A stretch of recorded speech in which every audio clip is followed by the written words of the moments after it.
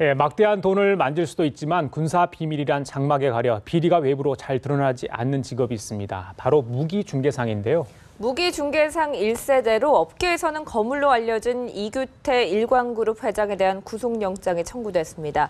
정부가 부정부패와의 전면전을 선포한 만큼 올해 이어진 방산비리가 뿌리 뽑힐 수 있을지 주목됩니다. 예, 관련 내용 짚어보도록 하겠습니다. 최영일 시사평론가 그리고 양욱 한국국방안보포럼 연구위원 나와주셨습니다. 안녕하세요. 안녕하세요.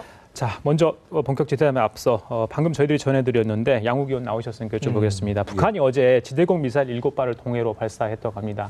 지난 2일에는 이 단거리 미사일 발사하지 않았습니까? 오늘이 이제 기주돌부 훈련이 끝나는데 어제 발사한 거, 이 지대공 미사일 어떤 거예요? 사실 지대공 미사일 발사가 조금 이제 이례적이기는 합니다. 이제 보통 미사일 발사가 우리가 예상할 수 있었던 것이 이제 300mm 이제 신형 방사포를 발사하지 않을까 예상을 했는데 지대공 미사일을 발사했고 그래서 지대공 미사일 발사라는 것은 결국 이제 한미 연합의 공군 세력에 대해서 우리가 이렇게 대응할 수 있다. 이제 그런 이제 일종의 허세를 부리는 것으로 볼 수 있는데 이번에 좀 주의할 것이 아마 북한이 발사한 미사일이 SA-2라는 미사일과 SA-5라는 미사일이 있습니다. 사실은 이 미사일이 지금 우리가 대담을 할 지금 이 내용과도 연결이 돼 있습니다. 일광공형 그 공군 전자전 장비와도 좀 연결이 된 미사일인데 사실 북한이 많이 쓰고 있는 이 중거리 미사일, 중고도를 요격하는 미사일이 SA-2와 SA-5입니다. 그런데 이번에 아마 SA-5가 발사가 된 걸로 보이는데 북한이 SA-5를 발사한 것은 사실 이전에 이례적인 일이라고 볼 수 있습니다. 이전에 발사한 일이 없었고 그다음에 이 SA-5 같은 경우는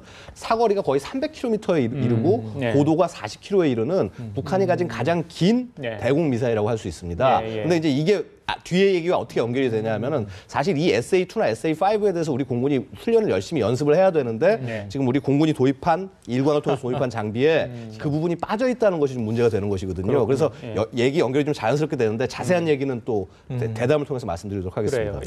추가적으로 들어온 소식이 그 어제 지대공 미사일 발사에 김정은 국방위원회 제1위원장도 참관을 했다고 합니다.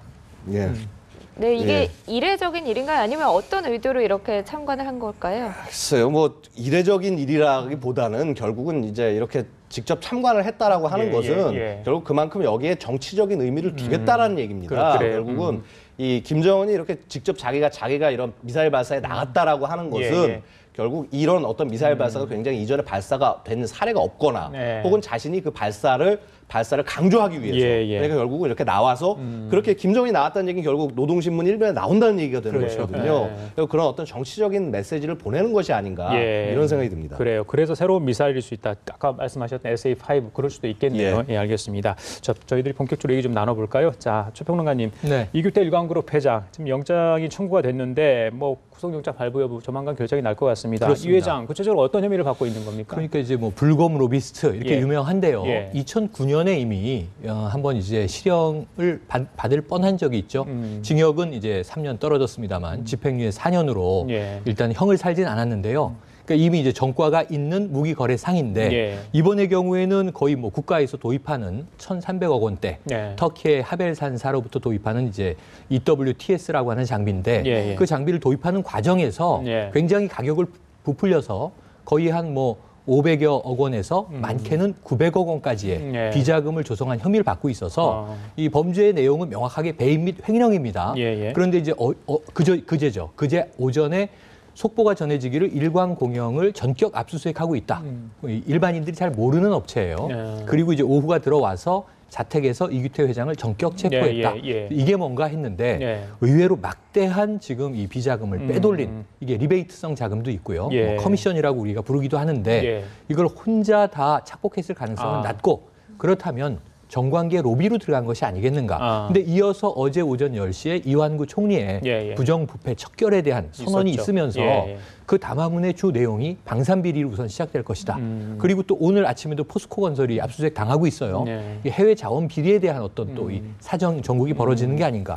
그 핵심에 지금 방산비리가 놓여 있다. 이렇게 봐야 할 것 같습니다. 알겠습니다. 지금 우선적으로 주목되고 있는 게 바로 공군 전자전 훈련 장비 도입 사업인데 공군 전자전 훈련 장비 EWTS 앞서서 SA-5랑도 좀 연관이 있다고 하셨잖아요. 이게 어떤 장비인가요? 그러니까 결국은 이게 일종의 시뮬레이션 훈련 장비 장비라고 보시면 되겠습니다. 그래서 뭐냐면 북한이 대공 미사일을 굉장히 많이 갖고 있는데 네. 한 거의 930여 발 정도의 대공 미사일을 갖고 있는 걸로 보입니다. 그 중에서 핵심이 아까 말씀드렸다시피 SA2와 SA5 그다음에 SA3라는 이런 종류 세 가지가 가장 핵심으로 구성이 되어 있는데 지금 문제 이 장비는 이 터키 하벨산사의 이 장비는 SA3만이 그 훈련 내에서 구현이 가능하고요. SA2와 SA5가 구현되지 않는다라고 해서 이게 당시에 이미 이 도입할 당시에 국감에서도 이상한 지적이 된 바가 있습니다. 그래서 이 장비를 도입할 경우에 이런 훈련이 안 되는데 어떻게 대응할 것이냐라고 해서 이제 결국 어떻게 한 것이냐.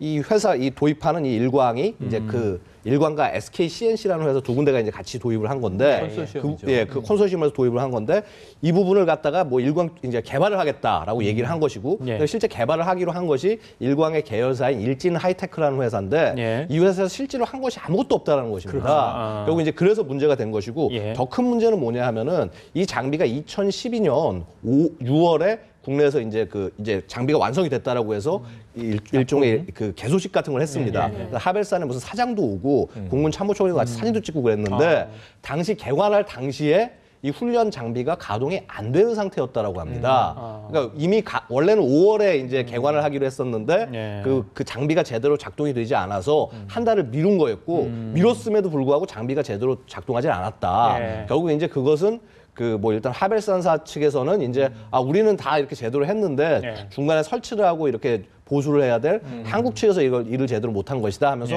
서로 책임을 이렇게 떠넘기는 그런 그 모습들도 보여줬습니다. 그다음에 이후에 사실은 더 놀라운 일은 뭐가 있냐면은 이런 어떤 비리나 이런 문제들이 지적이 된 사안들이 사실은 민사소송 때문에 이 사실이 드러났습니다. 뭐냐 하면은 그러니까 당시 이제 그 일광에서 이 커미션 비용을 이제 하벨산사 측으로 이제 전달하기로 했다라고 했는데 이것이 일종의 배달 사고가 난 것입니다. 그래서 하벨산사 측은 우리가 못 받았다. 못 받았기 때문에 돌려달라라고 한 것이고 일광 측은 못 준다라고 하면서 이것이 이제 결국 민사소송 사례까지 갔는데 당시에 결국 어떻게 됐느냐. 혹시라도 커미션이 있다고 하더라도 이것은 불법 아닌 급여이기 때문에 지급할 이유가 없다. 이런 식으로 해서 판결이 끝났습니다. 하지만 그 판결을 통해서 결국 이런 비리 사실이나 이런 것들이 일부가 드러나게 된 것이죠. 결국은 어떤 그런 이런 사람들의 욕심들이 이런 무기 일부 거래상의 욕심이 자신의 과오를 스스로 밝히게 된 그런 계기가 아닌가라는 생각입니다. 알겠습니다. 자, 그리고 이규태 회장 1세대 무기 중개상으로 잘 알려졌는데 아까 전에 말씀하신 불곰 이규태 이런 이야기도 있고요. 천의 얼굴을 가진 인물이다. 계열사도 여러 개 있고요. 어떤 사람이에요? 정말 미스테리한 인물이에요. 최근 들어서 어떤 이제 부정부패 관련해서 적발된 인물 중에 가장 다양한 이력을 가지고 있습니다. 80년에 경찰로 사회생활을 시작한 걸로 알려졌습니다. 근데 84년에 경찰을 그만두고요. 85년에 지금 문제가 된 일광공영, 일광그룹의 이제 모기업을 세우게 되는 거죠. 근데 84년도부터 아까 지금 양욱 대표가 설명한 그 무기거래 브로커를 도입하는 법안이 통과가 됐어요. 1세대라는 게 맞습니다. 그 법안 통과 직후부터 무기거래 사업을 시작을 했어요. 그런데 이제 여기서 그치지 않고 이후에는 학원 사업이라든가 복지 사업 쪽으로 또 이제 전혀 다른 사회사업 쪽으로 발을 넓히면서 복지재단과 학원재단도 소유하고 있는 이사장입니다. 그러면서 이게 사회공헌에 또 여러 가지 좀 수상이라든가 사회적으로 칭찬을 받으면서 2009년에 집행유예를 받은 것에도 이 무기거래에서 여러 가지 비리가 있었음에도 불구하고 사회사업을 열심히 했다 이런 측면이 있고요. 또는 이제 교회 장로로 알려져 있는데 본인이 다니는 교회에 75억을 기부했습니다. 그런데 이미 그 교회에 117억을 빌려준 상태예요. 그러다 보니까 기부한 돈이 자신의 이 채권을 갚는 데 또 쓰여지기도 하고 일부는 건축 비용으로 쓰이고 그렇다면은 교회 이 종교 생활까지도 돈을 세탁하는 데 동원된 것 아니냐 하는 비리가 있어서 지금 뭐 학교 사업, 복지 사업, 종교 사업 이런 쪽으로 있는데 최근에 이규태 회장이 유명해진 것은 아주 엉뚱한 사건이죠. 연예인 클라라 씨와의 맞소송. 이 폴라리스 메시지. 엔터테인먼트의 대표를 맡고 있기도 해요. 그러니까 연예 기획 사업과 문화 콘텐츠 사업에도 뛰어들어 있는 상황인데 그쪽에서 클라라 씨 유명한 지금 어록이 하나 나오지 않았습니까? 당신이 소름 끼치도록 싫습니다. 이런 표현을 썼는데 당시에는 처음에 클라라 씨가 성적 수치심을 이 회장이 유발했다라고 해서 대중의 관심을 모았지만 카카오톡이 공개되고 나서는 이 회장이 굉장히 정중하게 잘 대응을 했고 클라라 씨가 좀 부적절하게 대응한 것으로 알려지면서 여론전이 불리하게 돌아갔었는데 지금 이규태 회장의 실체가 알려지면서는 이 대중들이 깜짝 놀라는 것이 그 폴라리스의 이 회장이 이 일광공영의 이 회장이냐 깜짝 놀라고 있는 거죠. 그뿐만 아니라 문화사업에 진출하면서는 2013년부터 대종상 영화제, 우리나라에서 가장 유명한 영화상이죠. 예, 예. 대종상 영화제 조직위원장도 맡고 있어서 이 사람이 문화사업으로 진출한 이유는 또 무엇이냐. 어찌 보면 이제 군 이 장성들이 예. 혹은 고급 장교들이 예편하고 2년간 동종업종에 몸담지 못하는 법이 있지 않습니까? 그렇죠. 어찌 보면 이런 신분 세탁을 위해서 또 전혀 다른 업종에 그런 사업체를 얘기까지 차린 것 나오고. 아니냐는 추측까지도 지금 나오고 있는 상황이니까 이러한 부분들이 다 밝혀지려면 예. 꽤 많은 수사력과 시간이 들 텐데요. 어쨌든 참 다양한 얼굴을 가진 인물임은 확실합니다. 그러네요. 네. 예. 그런데 이규태 회장이 이미 과거에 방산 비리로 구속된 전력이 있다고 해요. 이게 불금 사업 중개와 연관이 돼 있다고 하던데요. 예, 일단은 불금 사업이라는 것은 뭐냐면 우리가 그 이제 노태우 대통령 때 러시아와 이렇게 교류를 시작하면서 차관을 엄청나게 많이 빌려주지 예, 않았습니까? 맞아요. 예. 그 차관을 실제 돈으로 이제 받기 어려운 상황이 되다 보니 이걸 무기로 받자라고 한 것이 이제 불금 사업입니다. 근데 당시에 이제 사실 이제 이규태 회장의 그 흐름을 좀 약간 살펴봐야 되는데 이분이 이제 경찰 간부학교 29기입니다. 1980년도니까 아마 경위로 나와서 이제 일반 서에서 근무를 했을 거고요. 그렇죠. 85년부터 일광공영을 했는데 사실은 일광공영 시작했을 때 여기 무기중개상이라고 하기 되게 좀 그런 수준이었습니다. 뭐냐면 이 사람은 주로 경찰을 상대로 이제 납품을 한 겁니다. 근데 경찰 장비 중에서 어떤 것이 있냐면 헬기에 들어가는 어떤 이제 뭐 장착되는 장비라든가 안 그러면 대테러 임무에 쓰이는 장비 같은 것들 이런 것들이 약간 군하고 좀 겹치는 부분들이 있기 때문에 그런 부분에 대해서 노하우가 있었던 것이고요. 그런데 이제 불금 사업 2차 사업 때 엄청나게 많은 걸 따게 됩니다. 그러니까 당시에 그때 뭐가 들어갔냐면 메티스 M 미사일이라고 해서 대공 미사일, 아니 대전차 미사일이 있습니다. 그게 엄청나게 많이 들어왔고 무레나라고 해서 이제 러시아 쪽 굉장히 커다란 그 이제 그 호버크래프트가 들어왔습니다. 근데 이때 들어온 거의 액수가 3천억 원에 가까운 그 비용이 들어온 겁니다. 그러니까 대략 환산을 해보니까 한 250여 원 정도의 그 커미션이 러시아 그 업체로부터 받았다. 예, 예. 결국 뭐냐면 이거 굉장히 무기 중개상으로서는 좀 이렇게 미약했던 존재의 사람이 불금 사업이란 걸 하나를 통해서 엄청나게 성장을 한 겁니다. 예. 그 성장한 돈을 바탕으로 해서 아까 우리 평론가님께서 지적해 주신 것처럼 이렇게 뭐 학원 재단도 만들고 복지재단도 만들고 연예 사업도 진출하고 그게 전부 다 그때 불금 사업 때 번 돈으로 가능했던 것이고요. 예. 근데 결국 뭐냐면 이렇게 그 뭐라고 그럴까 백그라운드나 전문성이 상대적으로 떨어지는 이런 업체가 이런 불금 사업을 딸 수 있었다라고 하는 것은 결국은 당시에 어떤 정치권이나 권력층과의 관계가 있는 것이 아니냐. 어떤 이런 이제 추측이 가능하고요. 사실 이 부분에 대해서 좀 제대로 수사를 했었어야 되는데 아마 안타깝게도 시기가 너무 많이 지나서 그 자료를 찾거나 어떤 이런 부분들 처벌을 하거나 하는 부분이 어려울 수 있었을 것입니다. 그래서 그런 부분들이 좀 있고 그다음에 사실 이번에 이 문제가 된 터키산 장비의 경우에도 이것도 사실은 좀 약간 권력층과의 관계가 좀 의심이 되는 것이 이 장비는 원래 터키 왜 하필이면 대한민국이 터키제 훈련 장비를 왜 들어오냐 이런 의문점을 가질 수 있지 않습니까? 왜 그러냐면 당시에 우리가 터키에 그 K9 자주포를 잔뜩 팔았습니다. 팔았는데 그러면 우리가 이렇게 한 나라가 다른 나라에게 팔면은 절충교육이라고 그래서 그 나라 걸 좀 사줘야 됩니다. 결국은 지금 이 장비를 사게 된 것은 처음에는 절충교육을 해서 사오게 된 것이었는데 근데 이것이 갑자기 정권 바뀌기 직전에 절충교육의 일부였는데 갑자기 일반 수의계획으로 바뀌면서 사업이 빨리 진행돼 버립니다. 결국 이것도 결국은 뭔가 당시에 권력층과의 뭔가 어떤 관계가 있지 않을까 그런 걸 보게 되는 포인트 중에 하나가 될 수밖에 없다는 것이죠. 그래요. 그리고 오늘 일간지에 일광무역 무기 중개 비리가 6년 전에 내사를 했다 종결됐었다 이런 이야기 있어요. 보니까 그렇다면 과거 뭐 이전의 정부에서도 이 이규태 회장과 어떤 관련 의혹이 있지 않나 이렇게 생각할 수밖에 없지 않습니까? 가능합니다. 지금 뭐 오늘 이미 이제 정관계 관련된 전문 평론가들은 다 유사한 추측을 하고 있고요. 2009년에 당시 이 집행유예로 풀려났던 사건에 대해서 다 복귀를 하고 있는데요. 그때도 전격 구속이 됐습니다. 아까 양 대표님 잘 설명해 주셨는데 구속될 정도였다면 굉장히 큰 비리였다는 것인데 결국은 뭐 사회사업을 했기 때문에 집행유예다. 이것도 굉장히 좀 어설펐을 뿐만 아니라 지금 드러난 것만 260억 정도의 커미션인데 합법적인 것만 그렇고요. 만약에 거기서 더 불법적인 리베이트를 더 많이 받았다면 수백억 대입니다.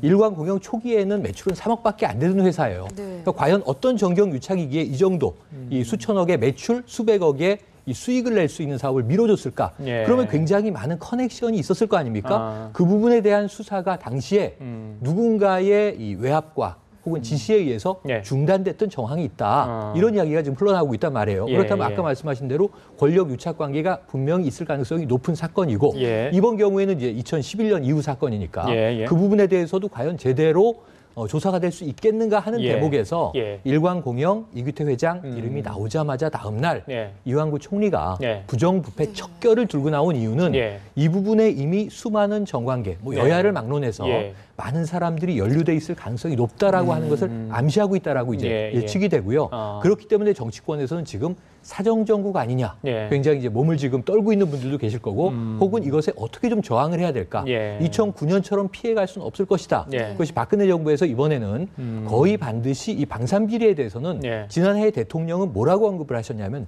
이적 행위라는 표현을 쓰셨거든요. 맞습니다. 예. 지금 우리 나라를 지켜야 되는 것을 안에서 갉아먹고 있는 일이니까 이 부분에 대해서는 이번에는 정말 엄단을 해서 예. 다시는 이규태 회장이 형을 살고 나오더라도 예. 유사 사업에 또 이 뭐 제기할 수 있는 기회를 차단하기 위한 노력이 예. 보여져야만 예. 국민들의 신뢰를 회복할 수 있을 것 같습니다. 예, 규모가 이 무기 거래가 수백억, 수천억 어마어마하죠. 이렇게 하잖아요. 네. 예, 비자금 규모도 엄청날 텐데, 자 양 의원님, 예. 한국의 무기 중개상 이게 좀 얼마나 되고요? 실제 돈을 많이 벌 수 있는 직업인가요? 어때요? 그러니까 사실 이제 이것도 천차만별입니다. 사실 이제 빈익부, 빈익빈 부익부 이런 현상이 있습니다. 예. 그래서 사실상 뭐 한 수백여 개, 심지어는 일부 조사에 따르면 거의 제가 정확히 지금 연도는 기억 안 예. 납니다만 거의 900개의 업체가 신고가 돼 있었다라는 이제 그런 얘기도 있었는데 예, 예. 실제 그 중에서 이거 대규모로 이제 예. 가는 것은 한 10%도 안 됩니다. 그러니까 90%에 해당하는 액수를 10%도 안 되는 업체들이 사실 독점을 하고 있는 거나 마찬가지입니다. 이게 왜 그러냐면은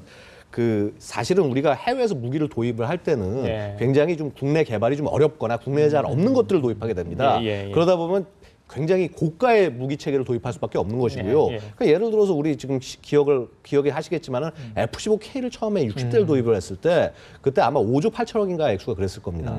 그럼 우리가 일반적으로 알려진 것은 실제 얼마 받았다고 제가 말씀드리는 것이 아니라 예. 일반적으로 알려진 바로는 한 1% 정도가 커미션이라고 해당합니다.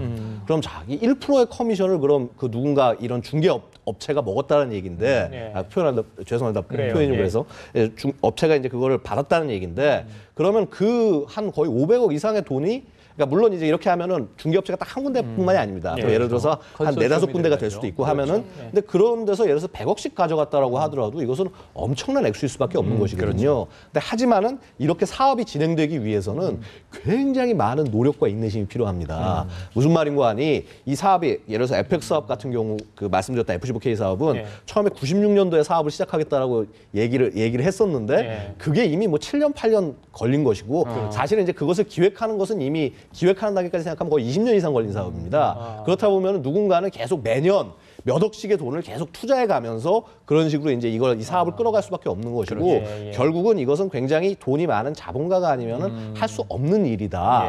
이제 그런 관측이 가능하고요. 그다음에 또 이런 부분에 대해서 정부에서도 야 이것은 옳지 않다라고 생각을 해서 이제는 굉장히 이제 한 액수가 이제 한 수십억 이상의 굉장히 커다란 대형 규모의 사업 경우에는 이런 에이전트 이 무기 중개상을 쓰지 못하도록 그렇게 지금 해놨습니다. 그래서 이제 요즘은 이제 약간 좀 그런 것을 막기 위한 노력들을 많이 하고 있고요. 근데 하지만 그렇다고 하더라도 이 무기 중개상이 그러면은 다 못 쓸 사람이고 다 나쁜 사람들이고 그러냐?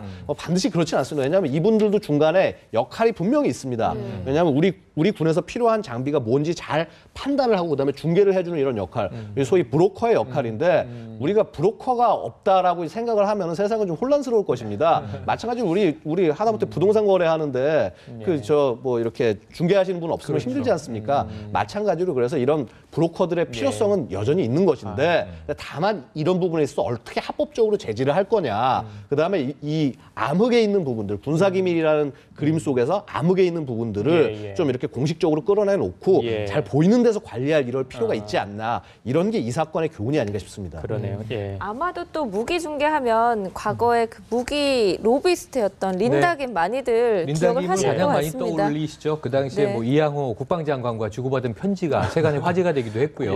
제가 공군 기술병으로 복무할 때 이양호 참모총장이셨어요. 근데 그 이후 이제 정부가 바뀌고 나서 이제 국방부 장관까지 가셔서 불미스러운 일로 이제 세간에 화제가 됐었는데 그 당시에 지금 말씀하신 대로 80년대 국내에 무기 중개상, 이 브로커 제도를 법제화로 도입하기 전에는 외국에서 활동하는 무기 브로커들이 어차피 대한민국이 국방의 문제 때문에 외산 장비들을 많이 써야 되니까 방산 관련해서 활동을 했는데 이들이 브로커고요. 뭐 사실 공식 명칭으로 보면 에이전트라고 부르는 것이 옳은데 이들이 미국이나 혹은 유수 국가에 비싼 장비들을 팔면서 자신들의 그 몫을 거기다 얻는 역할을 했단 말이에요. 그러니까 린다 킴 같은 경우에 당시 FX도 지금 3단계로 와서 이번에 8조가 넘지 않습니까? 근데 초창기에 또 이제 장비들을 바꿀 때 정말 이 최소한 수천억에서 수조까지 이르는 금액에 대해서 자신이 국방장관과의 개인적인 어떤 친분을 통해서 해결했을 때 정말 막대한 돈을 혼자 이제 가져갈 수 있다고 생각을 했겠죠. 근데 그런 문제가 나중엔 다 드러난다는 거죠. 그래서 그때의 교훈과 지금 벌어지고 있는 일들을 비교해 보면 군이라고 하는 특수성 때문에 양 대표님이 말씀하셨지만 이게 가려져 있는 온상에서 밀실 거래가 이루어지던 관행 때문에 이게 보이지 않는 이 블랙 마켓이 크게 마치 독버섯처럼 형성이 돼 있는 건데 이번 기회에 이게 또 대중들이 다 들어가서 모니터링할 수 있는 일은 아닙니다. 전문가가 참여하고요. 그러면 군은 군대로 또 제3의 아주 좀 확실한 독립성이 유지되는 이 감사 기구를 잘 세팅을 해서 정부의 주도하에 이 지금 이 어제 총리께서 말씀하신 대로 청렴한 거래로 나갈 수 있는 투명 거래로 가야 되겠죠. 그래서 사실 여기서 커미션을 줄인다고 하는 것은 세금을 줄이는 것과 마찬가지 효과입니다. 우리 정부 예산을 아끼는 거고요. 그런 측면에서는 좀 이번에 부정부패에 대한 칼날이 좀 올바르게 쓰여질 수 있기를 바라보는데요. 과거의 이와 관련해서는 이미 뭐 하나의 정치 비사로 밝혀져 있는 이 군수 물자 관련 로비가 굉장히 많습니다.